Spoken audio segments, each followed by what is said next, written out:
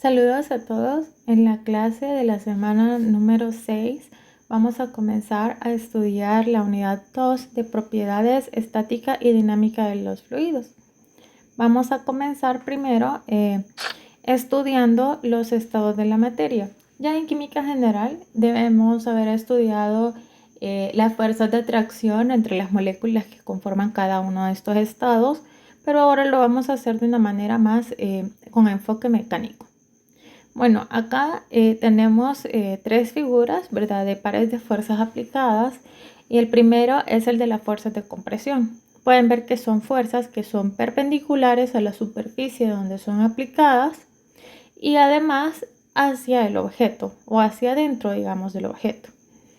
Si el sólido, líquido o gas, ¿verdad?, a quien le hacemos estas fuerzas, hicieran fuerzas de reacción, entonces permanecerían con el mismo volumen y con la misma forma.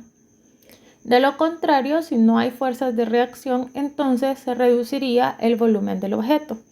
Podríamos ver esto como si fuera un acordeón, por ejemplo.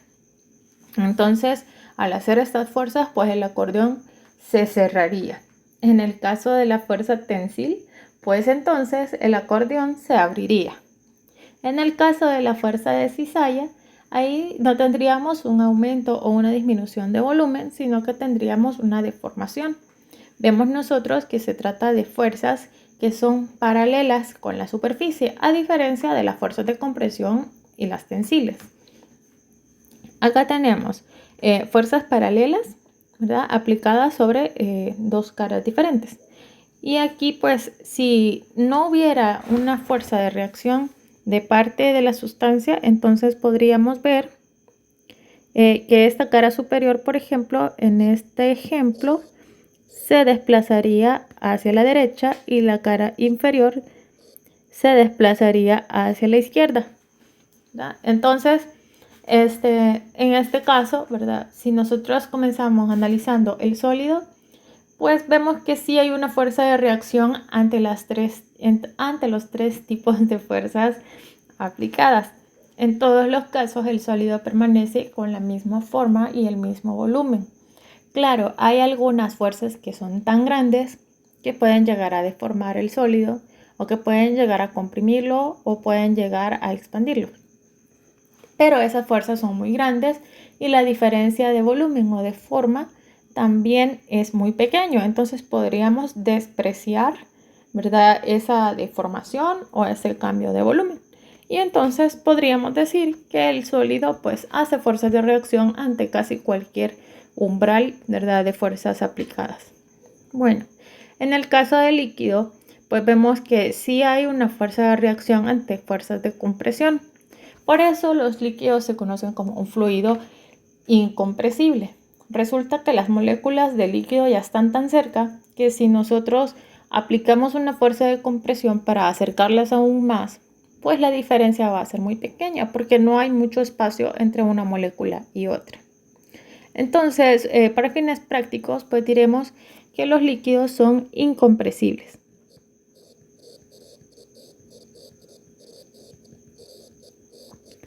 ¿Ya? Son incompresibles. Esto, como les digo, es una aproximación. Claro que se pueden comprimir, pero en una medida muy pequeña. Bueno, las fuerzas tensiles, también hay alguna fuerza de reacción, pero realmente podemos despreciarla porque el ejemplo común es cuando nosotros formamos una burbuja. Nosotros hacemos una fuerza bien pequeñita, por eso lo hacemos con aire, ¿verdad? Entonces nosotros empezamos a soplar un poquito y con cuidado, porque si nos pasamos un poquito, entonces se rompe la superficie. Entonces, eso quiere decir que el umbral de fuerzas de reacción que hace el líquido pues es muy pequeño ante fuerzas tensiles. Entonces, pues podemos decir que prácticamente no reacciona. Y por último, en las fuerzas de cizalla, si nosotros hacemos una fuerza que es paralela con la superficie de un líquido, lo que va a suceder es que va a fluir, ¿verdad? Entonces, por eso nosotros conocemos el líquido como uno de los casos de fluido, ¿verdad? Entonces, ahí no hay una reacción, el líquido no permanece en reposo, no va a permanecer en equilibrio, y eso solamente puede ser porque no se ha hecho una fuerza igual en sentido contrario. Por último, tenemos el estado gaseoso. que no reacciona ante ninguna de estas fuerzas. En el caso de las fuerzas de compresión y las fuerzas tensiles, se presentan cambios en el estado del gas. Esto es, cambios de volumen, cambios de presión o cambios de temperatura. Y por último, en el caso de las fuerzas de cizalla, nuevamente, así como en el estado líquido, va a presentar las corrientes de flujo. ¿Verdad? Va a haber desplazamiento del gas. Se van a formar las corrientes de flujo y eso significa que no está en equilibrio y entonces está fluyendo. Líquidos y gases tienen la tendencia ya a fluir y por eso se llaman fluidos. Cualquiera de estos estados de agregación, cualquiera de estos estados de la materia, tienen estas propiedades: densidad, densidad relativa y peso específico. Estas cantidades sirven para prácticamente lo mismo, ya las estudiamos en química general, pero pues no está de más un recordatorio porque son cantidades que vamos a ocupar muy frecuentemente en la unidad de fluidos. Bueno, tenemos primero la densidad absoluta, que para comenzar pues tiene unidades en Sistema Internacional de kilogramos sobre metros cúbicos. Lo siguiente pues es que podemos calcular la densidad ya sea para una pequeña muestra o para una muestra completa. O sea, en los libros pues usted va a encontrar que dice así, y que si el sólido, el líquido o el gas es uniforme, pues entonces podemos trabajar así también, ¿verdad? O sea, podemos calcular la densidad para una muestra pequeña o para una muestra grande. Lo que sucede es que si tomamos, por ejemplo, un volumen de 5 veces un volumen de referencia, también la masa va a dar 5 veces la masa de referencia y entonces pues la relación de estas cantidades se va a mantener. Por eso es común encontrar tablas de densidades en cualquier bibliografía. Después tenemos la densidad relativa. En la densidad relativa pues tenemos densidad de una sustancia entre una densidad de referencia. Como ambas densidades tienen las mismas unidades, la densidad relativa es adimensional. La sustancia, donde dice sustancia, se refiere a la de interés.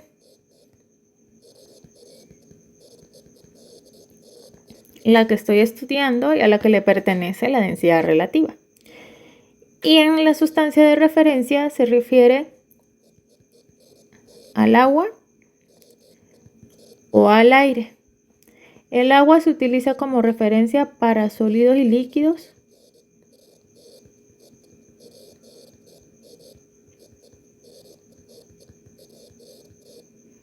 Y el aire se utiliza como referencia para gases. Estas densidades ustedes las pueden consultar ya sea en los libros de física recomendados o en la guía de ejercicios que se les ha puesto a disposición.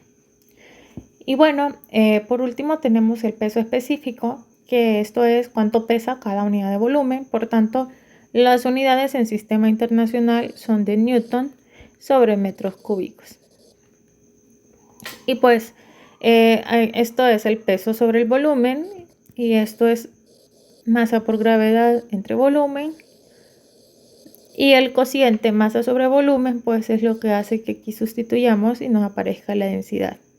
Es importante que si vamos a ocupar esta expresión o esta de acá, la masa esté en kilogramos para que nos dé una cantidad, para que el peso específico nos dé en newton sobre metros cúbicos, ¿verdad? O puede ser que el volumen lo trabajemos en centímetros cúbicos, por ejemplo, pero entonces nos daría una respuesta en newton sobre centímetros cúbicos. Lo más importante para que nos dé los newton es que la masa esté en kilogramos. Bueno, este ha sido así como un recordatorio así flash, ¿verdad? Entonces vamos a pasar a la definición de presión. Bueno, la presión existe porque, digamos, este es un recipiente con un líquido.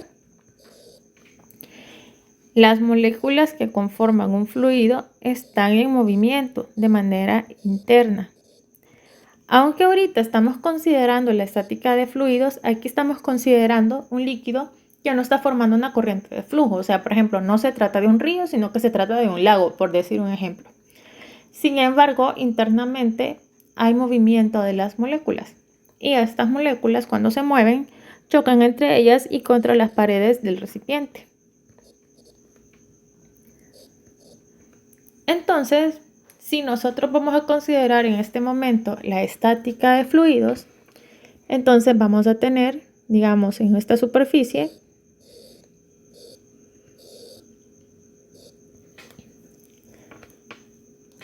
podemos tener fuerzas de cizalla, pero estas se van a cancelar.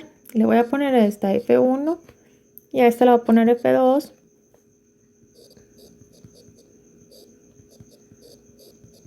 Y que la magnitud de esas dos fuerzas es igual.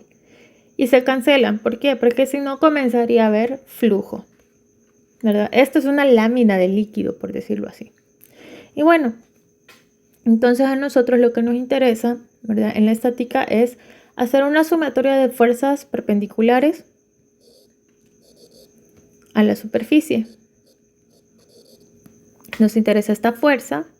Puede ser que haya alguna fuerza así, pero nuevamente lo que nos interesa es esta componente, porque esta componente horizontal se puede cancelar con otra fuerza que venga aquí, que hace esta componente y hace esta otra componente, y se puede cancelar. Ok, entonces nos interesa, como les decía, solamente la componente que sea perpendicular. Vamos a ver si me sale más recta esta. Ahí está. Bueno, entonces interesa esta fuerza y esta superficie sobre la cual se están distribuyendo todas estas fuerzas. En una superficie, en realidad, vamos a tener distribuidas muchas fuerzas que provienen de muchas moléculas. Y en lugar de todas estas fuerzas pequeñitas, nosotros pues representamos con una flecha grande la fuerza total que está distribuida en esta superficie. Entonces, la presión es la fuerza perpendicular que se aplica en un área determinada. Entonces, es la fuerza por cada unidad de área. Y esta es la definición de presión. Cabe aclarar que esta es una cantidad escalar. La presión no tiene dirección. De hecho, si usted se mete en una piscina, ¿verdad?, por completo, incluyendo la cabeza, los pies, todo, entonces va a percibir la presión en todas las partes de su cuerpo, porque las moléculas van a chocar contra su piel en todas las direcciones, ¿verdad? Y entonces se distribuye en toda esa superficie de su cuerpo, y entonces la presión pues realmente no tiene una dirección. Lo que tiene dirección es la fuerza, pero de esas fuerzas nosotros tomamos únicamente las componentes perpendiculares. Vamos a ver ahora cómo varía la presión con la profundidad en un fluido incompresible que está en reposo. Incompresible, aquí nos estamos refiriendo principalmente a líquidos.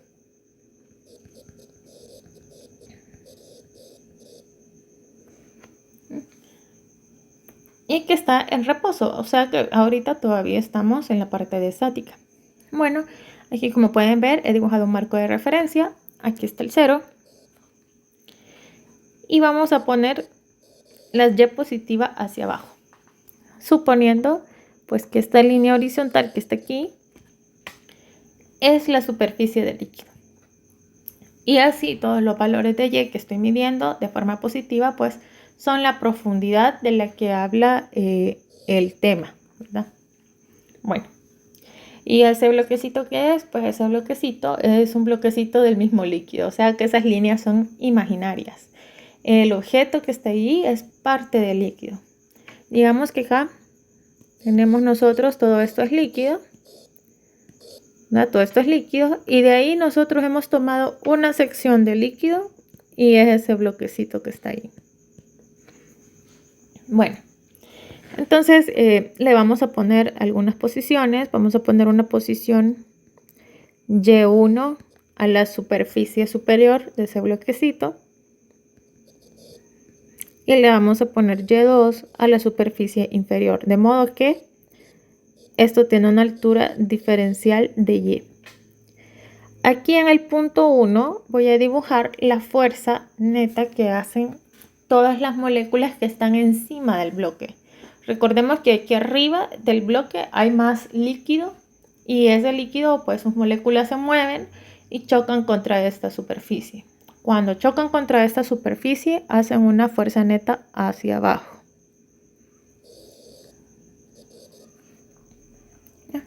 A la cual le voy a llamar fuerza 1 porque está siendo aplicada en el punto 1 que tiene una posición Y1. Luego, pues aquí voy a dibujar la fuerza 2.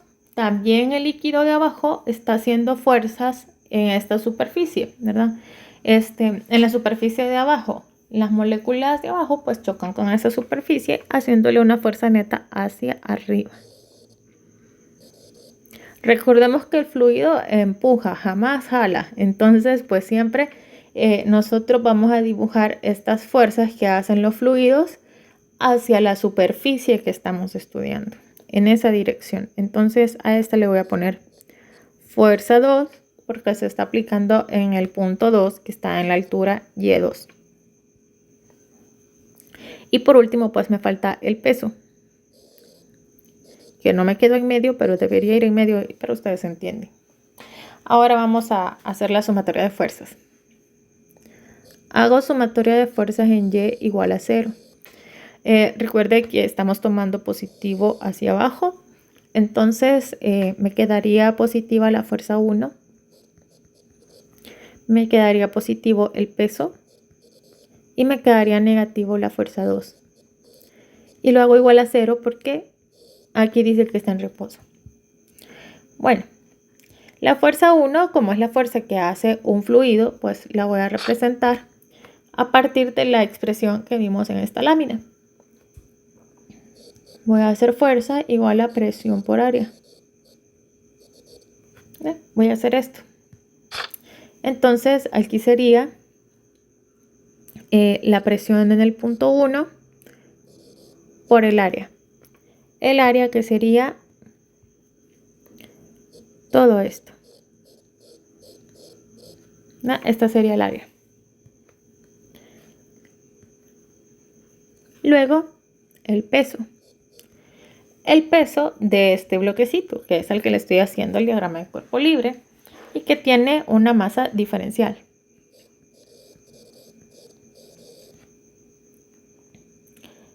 Y por último, la fuerza 2. La fuerza 2 que también la hace el fluido, ¿verdad? Entonces también hago presión por área, pero la presión de este punto la voy a dejar en función de la presión en el punto 1. Le voy a poner que es presión 1 más diferencial de presión. Si la presión en el punto 2 es más grande que en el punto 1, entonces este diferencial es positivo. Si la fuerza 2, ¿verdad? Y por tanto la presión en el punto 2 es más pequeña, entonces este diferencial va a ser negativo. Y si la presión en el punto 1 es igual que la presión en el punto 2, pues entonces ese diferencial es igual a 0. Y eso pues lo vamos a determinar a continuación. Bueno, voy a hacer una distribución aquí de este signo y voy a reexpresar el diferencial de masa. El diferencial de masa lo voy a reexpresar utilizando la densidad. Recordemos que habíamos dicho que la densidad es diferencial de masa sobre diferencial de volumen. De aquí yo puedo despejar el diferencial de masa y me va a quedar que es densidad por diferencial de volumen. ¿El volumen de quién? Pues el volumen del bloquecito. Y el volumen del bloquecito lo encuentro multiplicando esta área que estoy marcando en amarillo o en celeste, vean que está ahí abajo, por esta altura que es de Y. Entonces, me va a quedar igual a la densidad por el área por dy. Y así lo voy a sustituir en la sumatoria de fuerzas. Entonces me queda ρ por A por G por dy.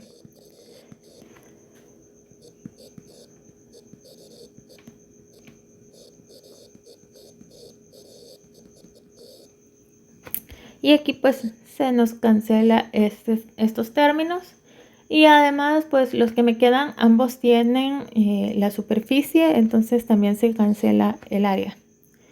Voy a pasar esto al otro lado a sumar. Y entonces me va a quedar que el diferencial de presión es igual a ρ por G por dy.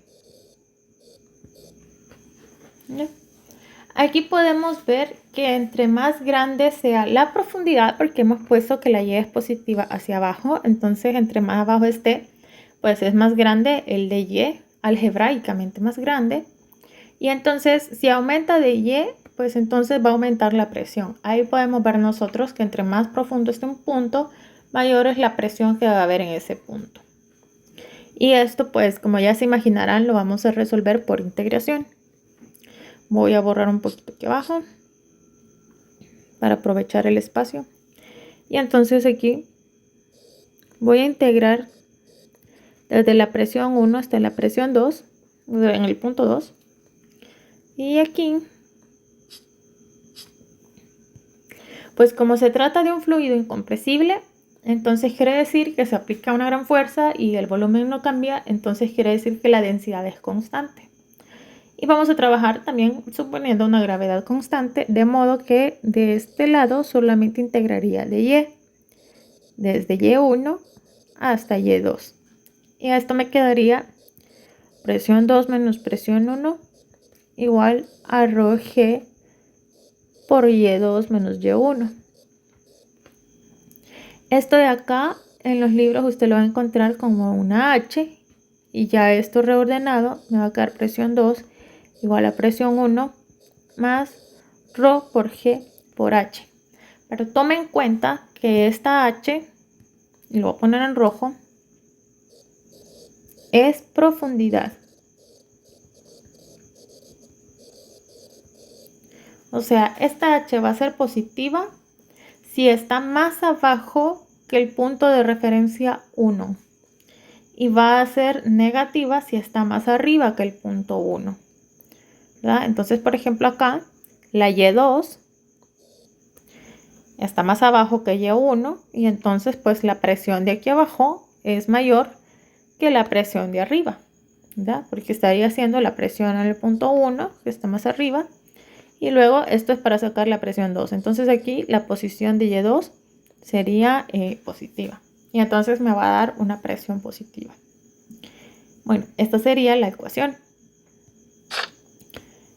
con la cual pues planteamos el principio de Pascal, que dice que la presión aplicada a un fluido encerrado se transmite sin disminución a todas las partes del fluido y a las paredes del recipiente. Aquí pueden ver ustedes que, bueno, si tomo el ejemplo anterior, esta línea de acá, bien podría ser la pared de un vaso, este también, ¿verdad? Esta ser la superficie, ¿verdad? Y si el punto 1 es este que está en la superficie, entonces aquí sería la presión atmosférica. Y yo puedo tomar perfectamente como punto 2 el mismo que está aquí. Y entonces podría ser presión atmosférica más ρg por toda esta h de aquí.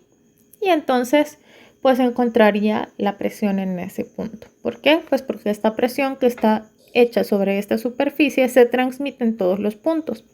Esta presión en este punto es la misma que en este otro, este otro, este otro y este otro, y todos los que estén a la misma profundidad. ¿Ya? Que es lo que se plantea aquí en el principio de Pascal. Algunas de las aplicaciones de la ley de Pascal son la jeringa hipodérmica. Bueno, esta si estuviera inclinada, pues la diferencia de altura sería prácticamente nada. Y entonces pues todos los puntos dentro de la jeringa tendrían la misma presión, ¿verdad? Aquí tendríamos nosotros la misma presión que aquí en la salida. Sin embargo, aquí hay una mayor superficie que aquí. Entonces la diferencia sería la fuerza. También se aplica el mismo principio en las camas de agua, ¿verdad? Ustedes se acuestan en la cama de agua y a pesar de, pues, aquí se ve en la figura que aquí hay unas piedras, ¿verdad? Esto no afecta a lo que está arriba, ¿verdad? Sin embargo, pues, el peso se distribuye uniformemente sobre esta superficie y entonces se distribuye en el resto del fluido que está dentro del colchón, ¿verdad? Y entonces pues es más ergonómico. También se aplica el principio en los elevadores de la silla odontológica y en la palanca hidráulica. Aquí pues se ve el pedal, por decirlo así, ¿verdad? Aquí con el pie pues el odontólogo hace una fuerza en una superficie pequeña y entonces pues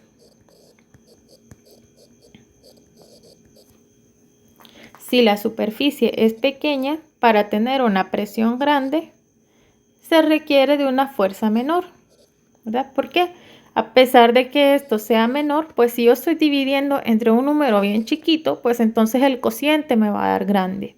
Entonces la presión me va a dar grande. Y esta pues está conectado al fluido que está en la parte de adentro de la silla y que puede levantar a la persona que se encuentre aquí. Aquí tenemos una superficie más grande y entonces si la superficie es más grande, entonces quiere decir que se debe de aplicar una fuerza más grande, que sería el peso de la persona que se acomode en la silla, ¿verdad? Para poder generar la misma presión y que el fluido permanezca en reposo. Entonces, por eso, el lugar donde se aplica la fuerza es pequeño, entonces se requiere de una fuerza pequeña para hacer una gran presión, que iguale a la presión que hace la persona que está aquí en consulta. Bueno, el mismo principio se aplica en las palancas hidráulicas. Ven acá, hay un fluido que bien puede ser agua, puede ser aceite, puede ser aire, ¿verdad? Y acá se hace una fuerza pequeña. Se hace una fuerza pequeña en una superficie pequeña, pero si la superficie es pequeña, entonces otra vez, cuando hago presión igual a fuerza entre área, estoy dividiendo entre un número pequeño, entonces la presión me da grande. Y esta presión es la misma que la que hay aquí porque los dos puntos están a la misma altura y además pues la presión según Pascal se distribuye de manera uniforme en todos los puntos. Entonces aquí tengo la misma presión grande que hay aquí. La fuerza es pequeña en este punto, pero la presión es grande. Y esta misma presión está aquí. En esta presión grande pues puedo hacer una fuerza grande que sería el peso del vehículo. Ahora vamos a estudiar las formas de medir la presión más comunes y más sencillas. El primero es el barómetro. Vea que se trata de un recipiente con mercurio. Y luego pues tenemos un tubo con mercurio invertido. Por el mismo peso del mercurio pues el menisco baja y aquí queda un vacío. Entonces aplicamos el principio de Pascal, aplicamos la ecuación que ya vimos. En este punto y en este punto hay la misma altura y entonces podemos aplicar el principio de Pascal. En este punto que vamos a llamar A y en este que se llama B, vamos a hacer una igualación de presiones. En el caso del punto A, vemos que está expuesto a la intemperie, entonces pues tendríamos la presión atmosférica. Y la presión en el punto B sería la presión en la superficie, que sería 0. Le voy a poner aquí presión, superficie, igual 0. Más todo lo que se encuentra aquí de altura. Entonces me quedaría aquí ρ, la densidad del mercurio, por la gravedad, por la H. Aquí la presión en la superficie es 0, pues porque está vacío, ¿verdad? Ahí no hay nada, no hay gas, no hay líquido, no hay nada que haga presión. Puede ser que según la temperatura haya un poquito de gas de mercurio, pero la presión es despreciable. Y de aquí, si yo despejo la altura, tendría la presión atmosférica, que es 1.013 por 10 a la 5 pascales, sobre la densidad del mercurio, que es 13.600 kilogramos sobre metros cúbicos. Esto lo puede consultar en una tabla de densidades. Y la gravedad 9.8 metros sobre segundos cuadrados. Esto le va a dar 0.76.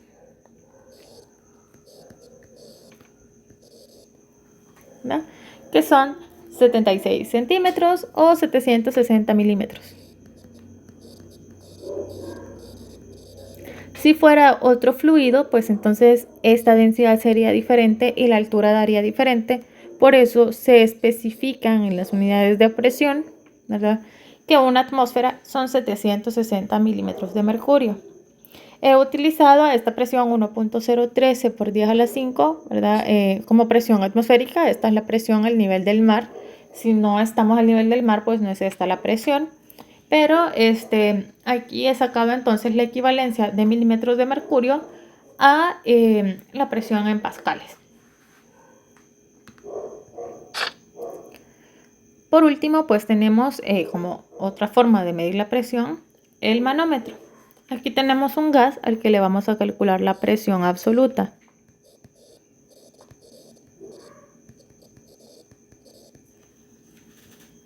Y entonces el manómetro, nosotros lo que medimos es la diferencia de altura entre esos dos meniscos que acabo de marcar en azul. ¿Ya? Todo esto es fluido manométrico. Se llama así porque es el fluido que se usa en el manómetro para medir la presión. Generalmente este fluido es mercurio por su alta densidad.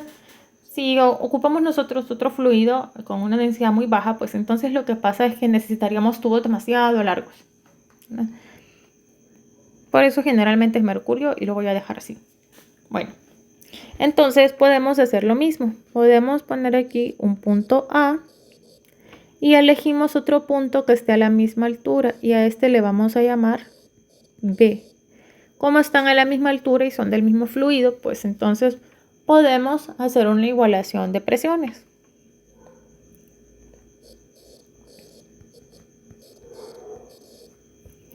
En el punto A, la única presión que se hace es la presión absoluta del gas. ¿Por qué aquí no ocupo ρGH? Porque un gas tiene moléculas que se mueven aleatoriamente sin ninguna restricción y ocupan todo el volumen que tengan disponible. La ecuación que nosotros encontramos,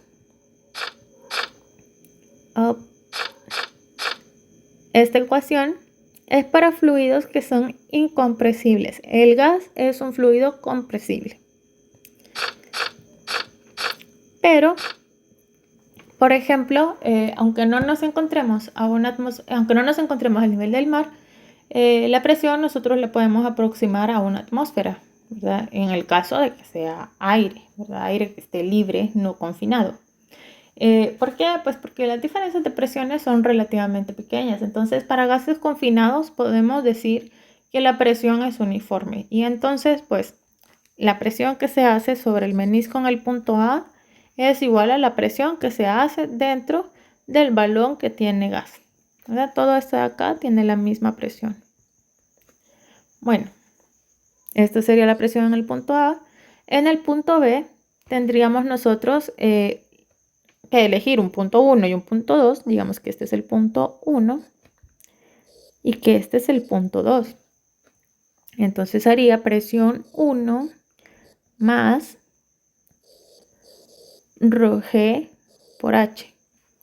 Aquí, esto sería la presión en el punto 2, ¿verdad?, que coincide con la presión en el punto B. Bueno, entonces acá tendríamos que la presión absoluta sería igual a la presión 1. La presión en el punto 1 es la presión atmosférica, como pueden ver en la figura, más la densidad del mercurio por G por H. Vea que el punto 2 está más abajo que el punto 1 de referencia, entonces esta H es positiva.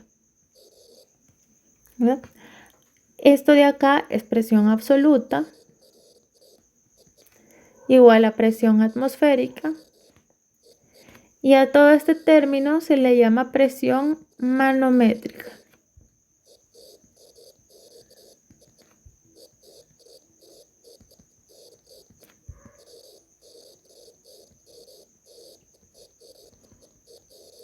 ¿Verdad? Por ejemplo, puede ser que nosotros trabajemos directamente en milímetros de mercurio y entonces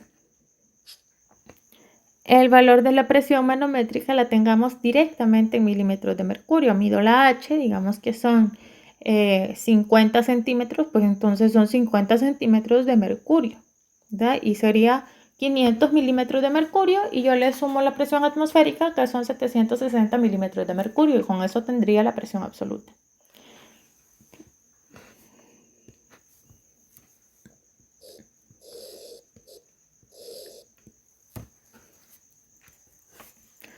Ahora, no siempre los meniscos los vamos a ver en ese orden, ¿verdad? En el que acabamos de ver, vemos que el menisco en el punto A, o del lado que está conectado al gas, está más abajo que el del punto 1.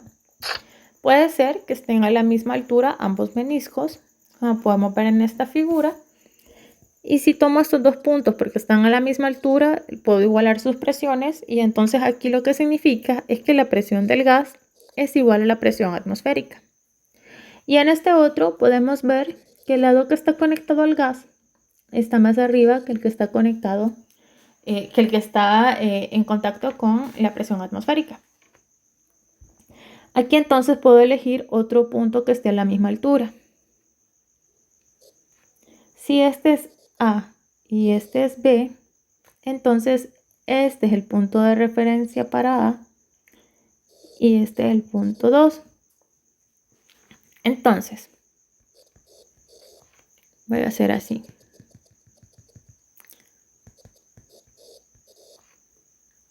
¿Ve?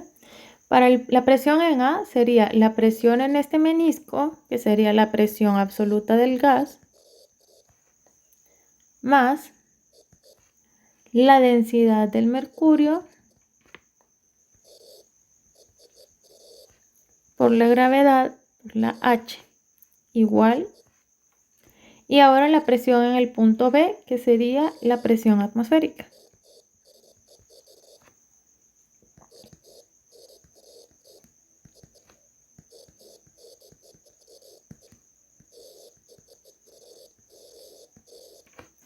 Y llegamos a una expresión muy parecida. La diferencia es que aquí la H es negativa, ¿verdad? Si nosotros tomáramos, así como antes, bueno, lo voy a hacer en otro color. Si tomáramos así como en el ejemplo anterior, los puntos de referencia, pues entonces esto sería el punto A y esto sería el punto B, por ejemplo. Entonces aquí nosotros tenemos un punto que está más abajo que este otro punto. Entonces la H de este lado sería negativa con respecto al punto A o punto 1. Entonces, por eso aquí nos queda este signo negativo. ¿Verdad? Entonces, la diferencia, nosotros vamos a escribir presión absoluta igual a presión atmosférica más ρGH o presión manométrica, ¿verdad? Con la diferencia que H puede ser positiva o negativa, pero la ecuación en general sería esta.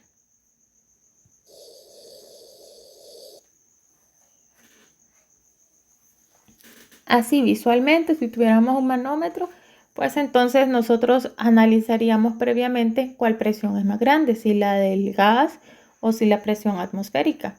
En el ejemplo que tenemos aquí, nosotros fácilmente podemos ver que la presión del gas es más pequeña que la de la atmósfera. ¿Por qué? Porque la atmósfera ha empujado más el menisco derecho que lo que empuja el gas al menisco izquierdo. Voy a poner los puntos de referencia de las ecuaciones.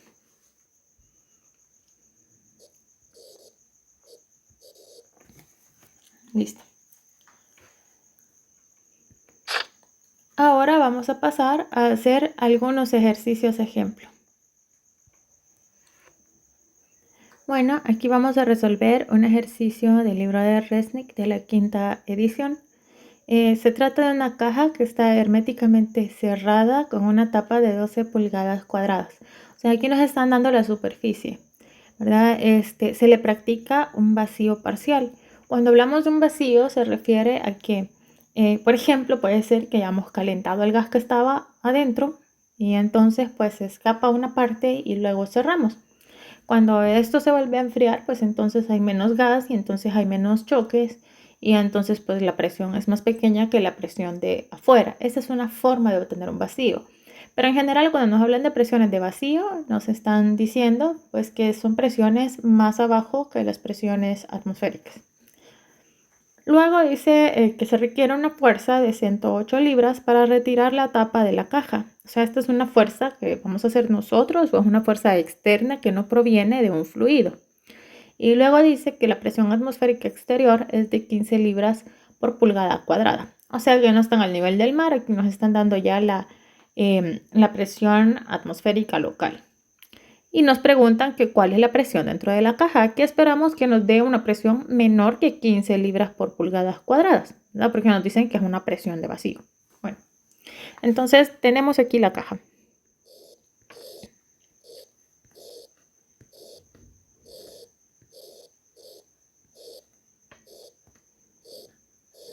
Aquí está la caja. No me quedo bien acá. A ver. Ahí está. Entonces aquí está la caja y en la superficie de arriba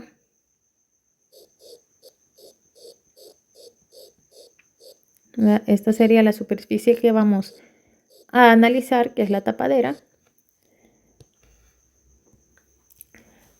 Sobre ella pues hay una presión que es la presión atmosférica. Entonces aquí se hace una fuerza perpendicular a la superficie y hacia la superficie que la hace el fluido que está encima, que es el aire.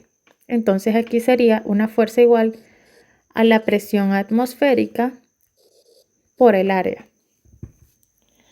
Además, nosotros vamos a hacer una fuerza para levantar esta tapa. Entonces esta fuerza tiene que ser hacia arriba.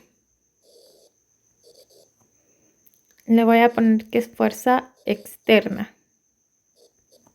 ¿verdad? Esta fuerza externa que son las 108 libras.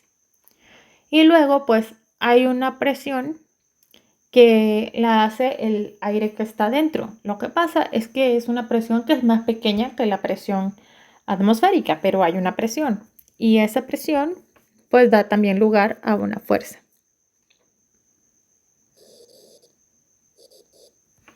Entonces le voy a poner aquí que esta es la presión interna por el área.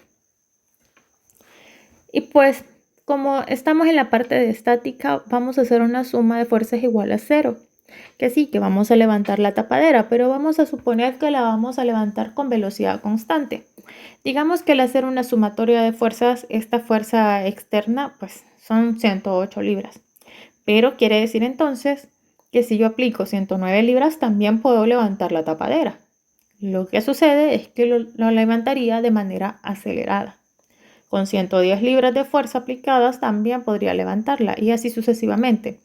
Pero aquí dice que se requiere de una fuerza de 108 libras. Vamos a suponer que es la fuerza mínima para poder levantar esta tapadera y entonces pues vamos a levantarla con velocidad constante, de modo que podemos aplicar una sumatoria de fuerzas en Y igual a 0.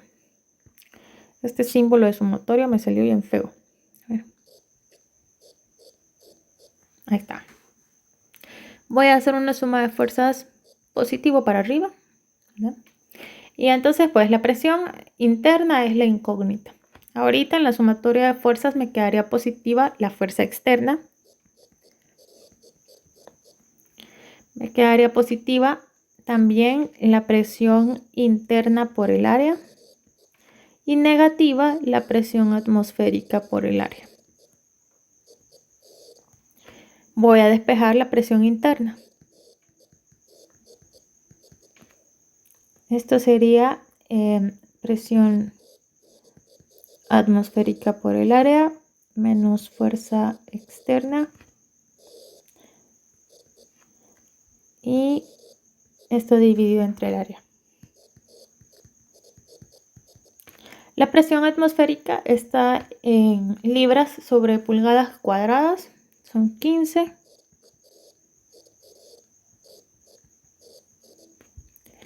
El área ya la dan en pulgadas cuadradas, entonces no hay necesidad de hacer conversiones. La fuerza externa ya la dan en libras, que son 108 libras.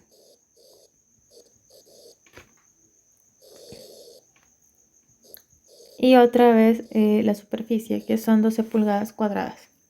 Entonces veo que en el numerador las dos cantidades me van a quedar en libras y en el denominador me van a quedar las pulgadas cuadradas. Entonces me va a dar una respuesta en libras por pulgadas cuadradas o PSI. Esto da un resultado de 6 PSI.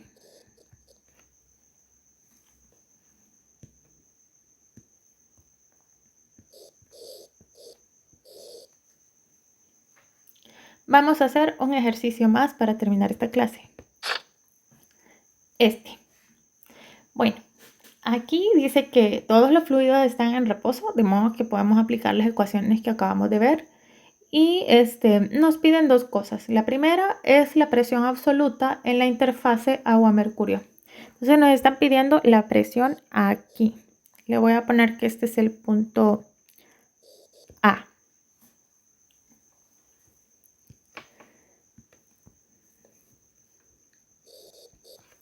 Bueno, para sacar la presión en el punto A, vamos a sumar la presión de todo lo que esté encima, básicamente, que es lo que dice el principio de Pascal. Las presiones se distribuyen uniformemente sin reducción a todos los puntos, ¿verdad? Hacia abajo y en las superficies. Entonces, pues vamos a aplicar ese principio. Tendría que sumar la presión que hay en esta superficie. Le voy a poner S de superficie. Y en esta superficie pues hay aire. Y como ya vimos, pues cuando se trata de gases, la presión es uniforme en todos los puntos, ¿verdad? O podemos considerarlo así. Esto que está aquí en la figura es un manómetro. Todos los manómetros marcan presión manométrica. Si usted desconecta esto, aunque sea de aguja, aunque usted no vea el tubo en U, ¿verdad? Con un lado abierto, si usted desconecta este manómetro va a marcar 0, aunque se trate de la presión atmosférica cuando usted lo desconecte. Entonces, los manómetros se calibran para que al no estar conectados marquen 0 y que cuando se conecten a un tanque de un gas o un líquido confinado, pues marquen la presión correspondiente, pero sería la presión manométrica. O sea, cuanto más grande o cuanto más pequeña es la presión dentro del tanque con respecto al exterior. Entonces, aquí tenemos una presión manométrica, que sería la misma presión manométrica que hay en el punto S que hemos puesto ahí. Entonces, en el punto A nos dicen que quieren la presión absoluta, así que la presión en el punto A va a ser la presión manométrica.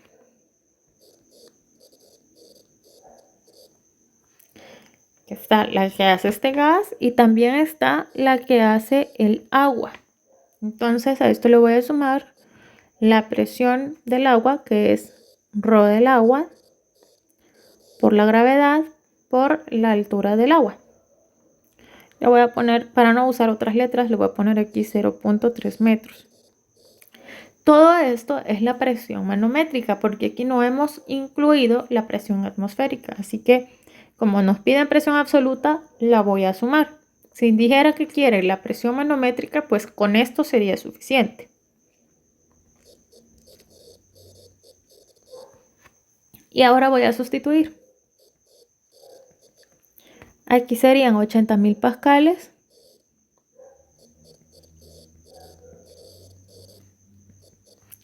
La densidad del agua son 1000 kilogramos por metro cúbico.